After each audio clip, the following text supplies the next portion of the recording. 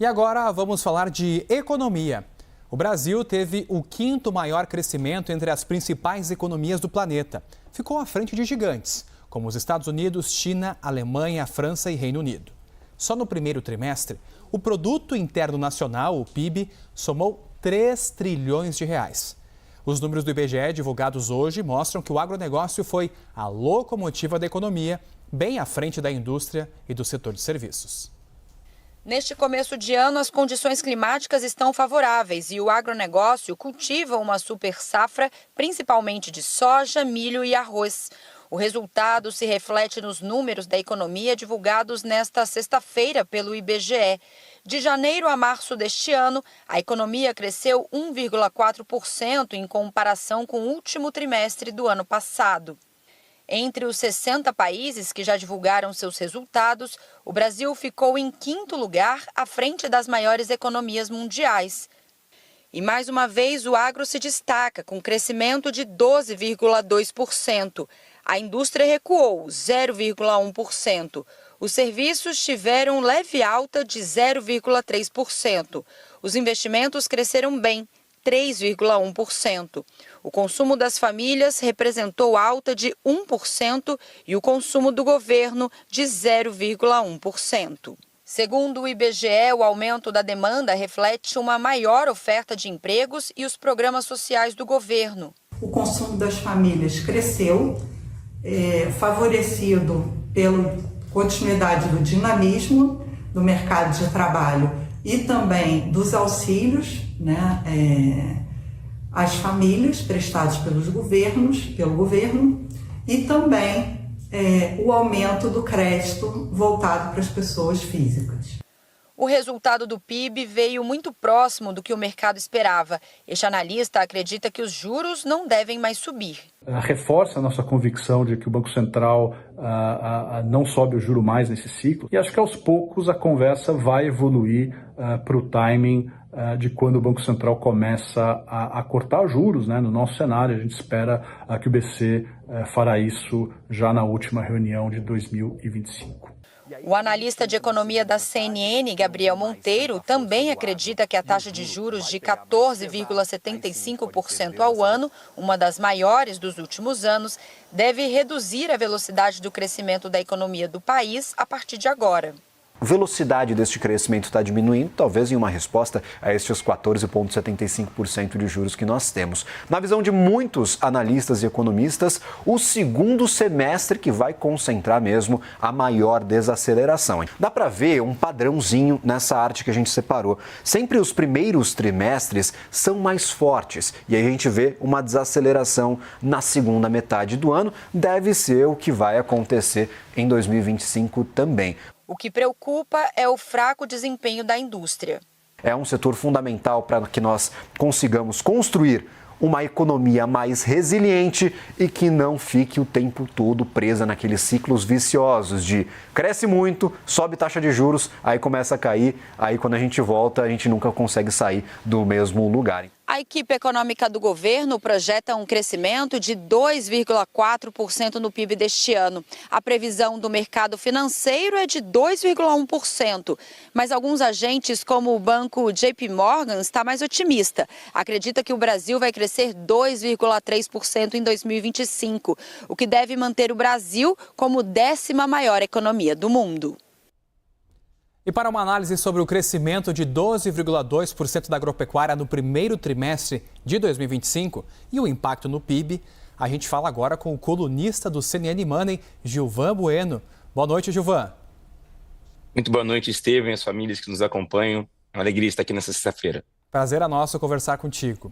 Gilvan, mais uma vez o que os números nos mostram é que o agro é a grande força motriz da nossa economia, né? Hoje nós temos o quinto maior país de extensão territorial, líder em commodities em diversos segmentos, principalmente com soja, milho, então a força foi muito produtiva e também a safra que nós tivemos, uma safra com mudanças climáticas positivas a partir de outubro, o financiamento dessas safras. A gente precisa lembrar também que 25% do nosso crescimento, do nosso motor de crescimento vem do agronegócio, da agropecuária, e isso acabou aqui, mais uma vez, conduzindo nossa economia. por mais que algumas pessoas falem sobre a força do agronegócio, eu sempre gosto de reiterar que os consumos das famílias é o segundo motor de crescimento e a gente tem que olhar bastante para isso, para essa capacidade do crédito. Mas agronegócio salvou esse primeiro trimestre e o que a gente tem que entender também é como serão os próximos trimestres. Os próximos 3 trimestres dependem. Será que vão depender também do agronegócio? Porque se o agronegócio não responder positivamente, será que a indústria ou o setor de serviços vai conseguir manter o crescimento? Eu até pego um gancho que você falou sobre crédito, porque como que os produtores têm enfrentado com maestria o cenário mesmo de taxa básica de juros mais alta e até uma falta de flexibilidade para o financiamento agrícola? O Plano Safra é um plano muito importante, tanto que no primeiro trimestre se especulou aqui que talvez não teríamos a questão desse crédito e rapidamente o governo foi resolver. Esse é um setor que ele não consegue controlar o inevitável, né? Por exemplo, mudanças climáticas, queimadas, é um setor que ele está muito à mercê de alguns fatores climáticos que destroem a sua produção. Muitas vezes eles estão negociando 1 ou 2 safras futuras na expectativa que essa safra seja muito positiva. À medida que essa safra não é positiva, ele acaba se endividando e aí tem que parabenizar a ideia do Plano Safra, que ele acaba tendo uma linha de financiamento para os fazendeiros, para as pessoas do agronegócio, muito mais atrativas. E é importante esse movimento de uma parceria PPP, público-privada, por quê?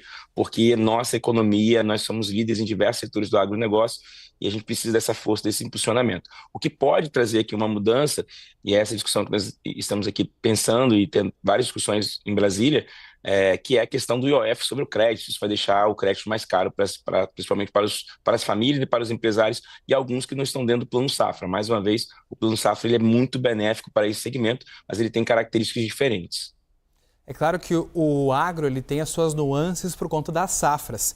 E neste ano a safra da soja deve alcançar um recorde, fato que ajuda esses dados a subirem.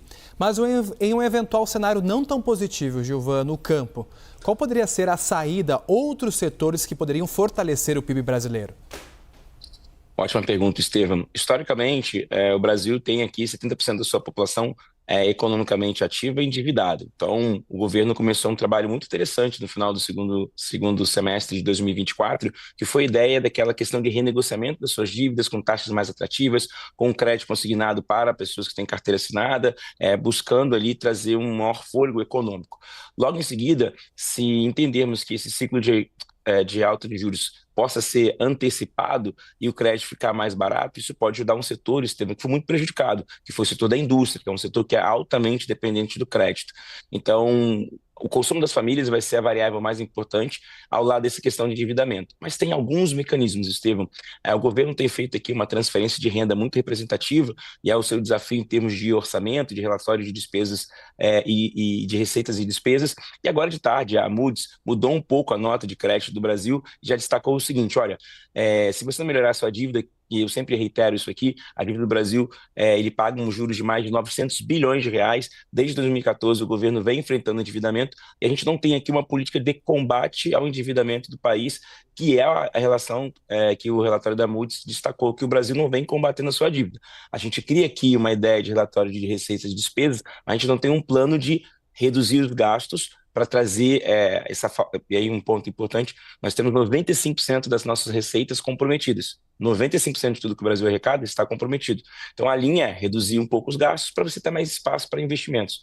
Então a Moody's fez um relatório muito interessante e que já fala o seguinte, olha, Brasil, bacana, você está fazendo bacana, mas olha só, você não está conseguindo reduzir aqui a sua dívida e você não está tratando isso de maneira um pouco mais séria. Essa é a grande provocação e o nosso temor, Estevam. A gente falou com o colunista do CNN Money, Gilvan Bueno. Muito obrigado, Gilvan. Um ótimo restinho de sexta para ti. Para você e nossa audiência. Tchau, tchau.